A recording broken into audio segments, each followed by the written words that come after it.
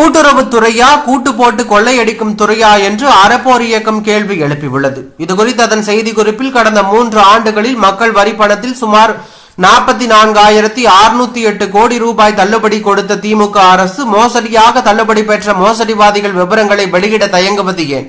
அதிமுக ஆட்சி காலத்தில் போலியாக சேர்ந்தவர்கள் என்று 44 லட்சம் மோசடிவாதிகளை கண்டுபிடிக்க 3 ஆண்டுகள் எடுத்துக்கொண்ட அமைச்சர் அவர்கள் மோசடிவாதிகள் மீது நடவடிக்கை எடுக்க எவ்வளவு ஆண்டுகள் எடுத்துக்கொள்வார்?